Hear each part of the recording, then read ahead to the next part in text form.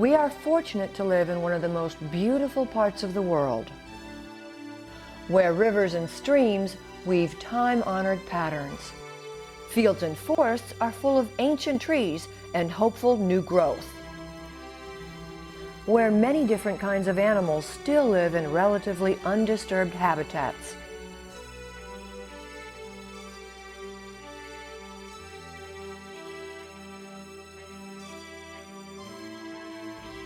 Where rare, endangered, and ordinary plants live, supplying us with what we need to live. And sheltering mountains stand as witness to our stewardship of this land. This special place, where upstate South Carolina comes gently to rest at the foot of the Blue Ridge Mountains, has fostered a rhythm of life cherished by both native and new residents. When my family came here in the mid-1700s, they were looking for farmland.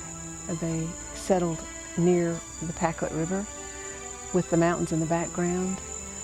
My grandfather's farm was at the foot of White Oak Mountain, and so I grew up loving the rivers and the mountains and the trees.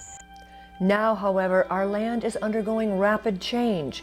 The mountains, rivers, and other natural areas are being compromised. The very character of the land we love is threatened.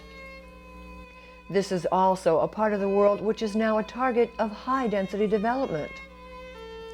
During the 1990s, more than 1 million acres of natural and rural areas were being developed in North Carolina. There was a study done recently that looked at the rate of development in the state of North Carolina. I think we're the 5th fastest growing state in the country. And they said that in the next 20 years, at the end of that 20-year period, we will have lost much of our opportunity to protect the last remaining natural areas. So we have a very short window, a short span of time to work in partnership with the state, with the landowners, with the community to protect these resources for us and for future generations. Change is inevitable, and we want to make sure that that change does not destroy the environment, destroy the character of the community, which includes the natural resources, but it's planned in such a way that we keep the character of our community. To me, it's seeing the rapid development and trying to not only protect, but somehow address how that can be sensible development and it can work with protecting what we have.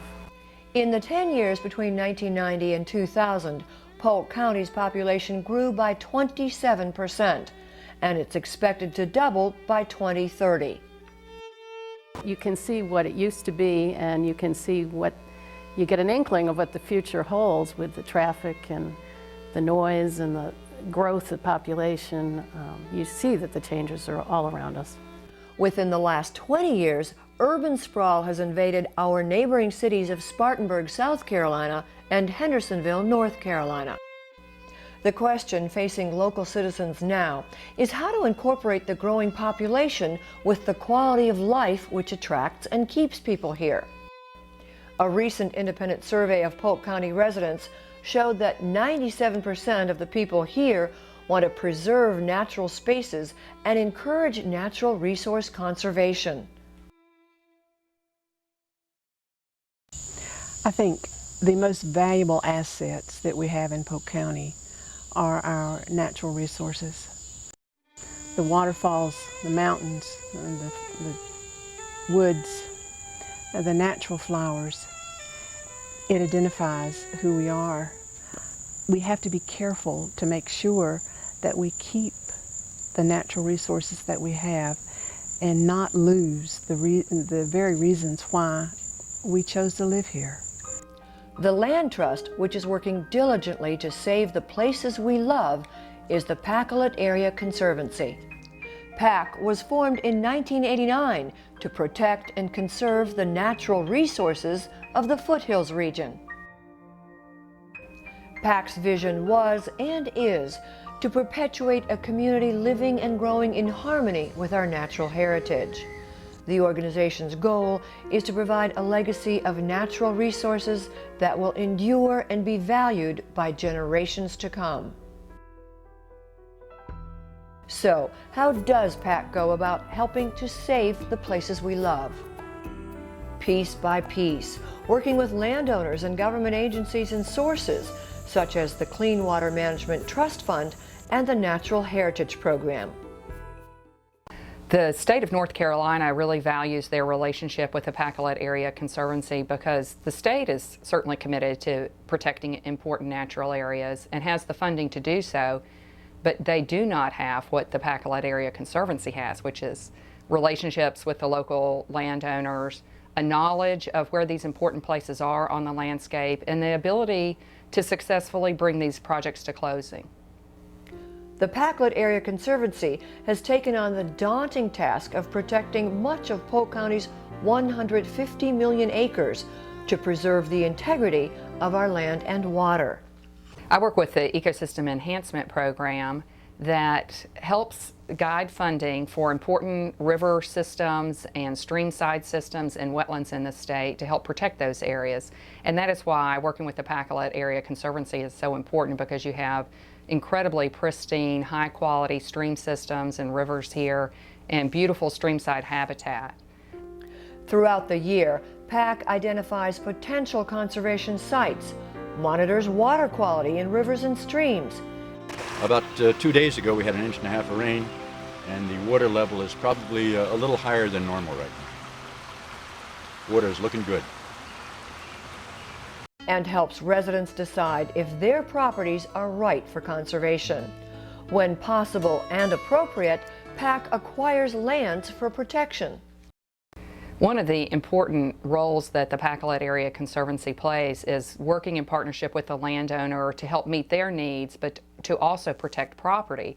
There are many creative tools that are out there that the Conservancy is knowledgeable of and able to sit down with each landowner, understand their needs and concerns, and address those through looking at different protection tools, different potential tax advantages or credits, different ways to make this financially viable for the landowner and also protect that resource.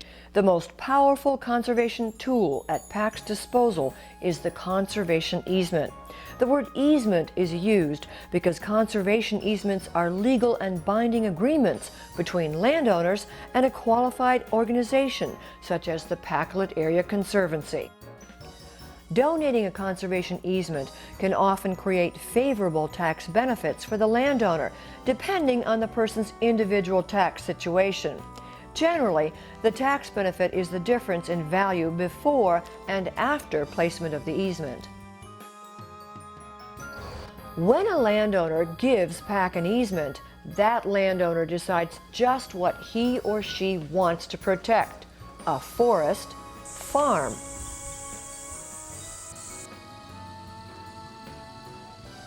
wetlands, watershed, wildlife sanctuary, or a combination of these.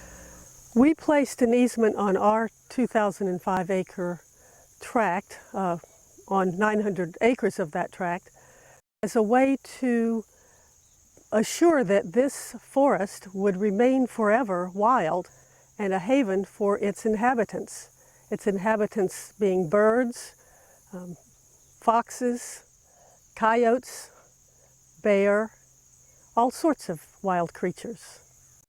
Our forest has been protected just because no one bothered it for the last 55 years. But the kind of development that is occurring in our local area assures us that if we did not put this conservation easement on the land, inevitably it would have been heavily developed. When PAC accepts a conservation easement, the organization promises to monitor and defend the terms of the easement forever. The landowner still owns the land and is free to bequeath or sell it with the conservation easement attached. The conservation easement is important for the protection of land because without it, the successor in interest, the next person who owns the land, would not be locked into protecting it. PAC land specialists must identify that a prospective easement qualifies as a conservation property. Areas within the easement are often reserved for residential, farming, and forest management purposes, according to the landowner's plans and wishes. Photographs, studies of flora and fauna, maps, and other relevant information are gathered into what is called baseline documentation. This information gives PAC, as the easement holder, the basis for future monitoring of the property to be sure that no one encroaches on the protected land. We did some investigation of various conservancies and chose to work with Pacolet Area Conservancy for a couple of reasons. First, it is in our local area, and therefore the people who work at PAC were accessible to us day in and day out. Secondly, they are passionate about protecting this area, and we knew that they would put our land in as high a priority as anyone else's in this area and not forget about us. One of the key aspects is a relationship in the local community, having a reputation, having a known track record, and Pacolet Area Conservancy has that. PAC operates thanks to the interest and generosity of donors, sponsors, and grant sources such as the Polk County Community Foundation. The Land Trust holds fundraisers throughout the year to finance preservation work. The sun will shine again.